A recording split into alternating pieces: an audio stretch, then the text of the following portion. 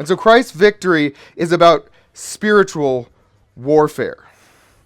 So gospel effect 1, the first spoke, Jesus is victorious in spiritual warfare. And I think this is a really important one. We live in a time in history where sort of a general spirituality has grown up around us. And it takes a lot of different forms. A lot of times, and we'll discuss this more when we get to the end of the message, but a lot of times this general sense of spirituality that people believe they have does sort of interface with different types of occultism. Sometimes it interfaces with various types of animism, which is the idea that there's sort of life in everything that animates it, everything that's alive at least. And these spiritual ideas permeate our society so much that they even come into the heart and mind of the Christian and affect the way that we think about God, even though they're coming from outside places. And it's important for us to know what some of these things are, what indeed Christ has overcome, so that we can center our faith in the Jesus of the Bible and the Christ of the Bible, the King who conquers even all things spiritual. Look at Ephesians 6, verse 12. There is a very distinct category of beings in mind that are involved in this spiritual war. The Apostle Paul wrote, "For our struggle is not against flesh and blood," in other words, against humanity, against living, breathing things, but against the rulers, against the authorities, against the cosmic powers of darkness, against evil spiritual forces in the heavens. This idea of cosmic powers, it makes us think of wars between not necessarily human kingdoms, but wars between gods and legions and armies of angels fighting with legions and armies of demons. That's what's meant by spiritual forces or spiritual armies in the heavens. And that's what the Apostle Paul wants us to think.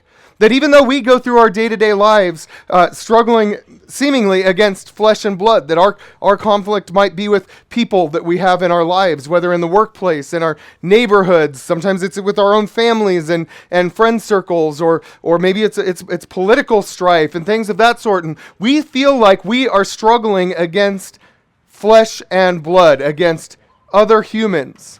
And the Apostle Paul says, no, it's actually deeper than that. It's deeper because our struggle or our battle, he says, is against evil spiritual forces in the heavens. It's against the cosmic powers of darkness. And the challenge of this sort of hub of this sort of effect of the gospel is to start to think of all things as spiritual. And by the way, that's what this general spirituality that we encounter in the world is, that when people have, you've seen it, people wearing crystals and people that want to, that say, well, you've got to make your own, you've got to have faith and make your own things happen, right? And they have this sort of belief that they can, manifesting, right? I didn't want to say that word, but they want to manifest things, that they believe they have sort of the power to harness the spiritual world to make things happen for themselves. Well, where does that come from? Because here, Paul says that there is a spiritual thing indeed at play.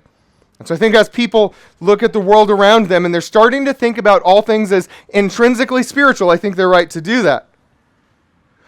But what we want to make sure we're doing when we interface with spiritual things is making sure we're on the right side of the battle, because there is spiritual warfare happening here in Ephesians 6:12. I love this story of Elisha in 2 Kings 6. Elisha is with many of the troops of Israel, and he's going out with them, and he's defending the kingdom of Israel under King Ahab's reign. And they're down inside the city, and the enemies can't come, and they surround the whole city. And they have them not just surrounded, but outnumbered. And Elisha has this servant with him. And the servant looks at Elisha, and he's like, "Aren't you worried about this? Look, we're all going to be killed. We're all going to be slaughtered. They've surrounded the city, and they outnumber us 10-1. And in 2 Kings 6:17, if you look at that, Elijah prayed, Lord, please open his eyes, the eyes of the servant, and let him see. So the Lord opened the servant's eyes, and he saw that the mountain was covered with horses and chariots of fire all around Elisha. The Lord opened the servant's eyes so that he could see that the battle isn't against flesh and blood, that we're not counting the enemy's armies against our armies. We're not counting things that way. He opened his eyes to see that there is spiritual war happening behind the scenes, and that in fact, where he thought, looking at human armies, that they were outnumbered and they were going to die, the servant could now see that the Lord's army was bigger, that the Lord's army was more powerful, that the Lord's army would indeed be victorious. And that's in fact what happens. Chariots of fire speaks of angels in war.